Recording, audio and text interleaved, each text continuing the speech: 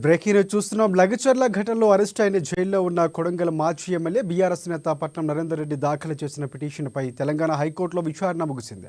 High court తీర్పును reserve చేసింది. లగచర్ల దాడి ఘటనలో పోలీసులు వేర్వేరు ఎఫ్ఐఆర్లు నమోదు చేశారు. ఒకే ఘటనపై వేరువేరు కేసులు నమోదు చేయడాన్ని పట్నం నరేందర్ రెడ్డి హైకోర్టులో సవాలు చేశారు.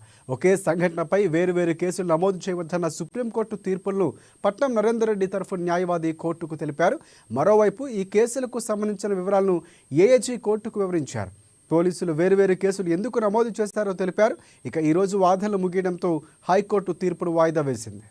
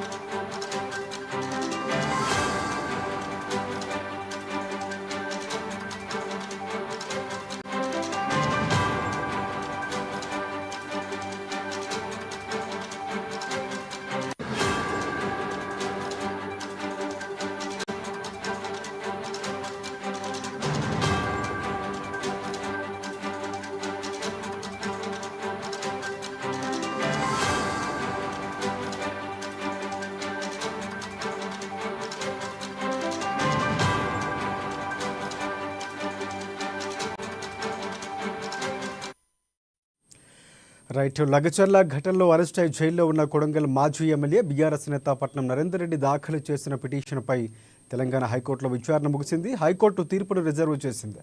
ఇక లగచర్ల దాడి ఘటనలో పోలీసులు వేరువేరు ఎఫ్ఐఆర్లు నమోదు చేశారు. ఒకే ఘటనపై వేరువేరు కేసులు నమోదు చేయడాన్ని పట్నం నరేందర్ రెడ్డి హైకోర్టులో సవాలు చేశారు.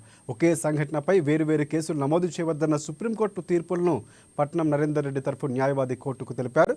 మరోవైపు ఈ కేసులకు సంబంధించిన వివరాలను ఏఏజీ కోర్టుకు వివరించారు. పోలీసులు వేరువేరు కేసులు ఎందుకు నమోదు చేస్తారో తెలిపారు. ఈరోజు వాదనలు ముగియడంతో హైకోర్టు తీర్పును రిజర్వ్ చేసింది.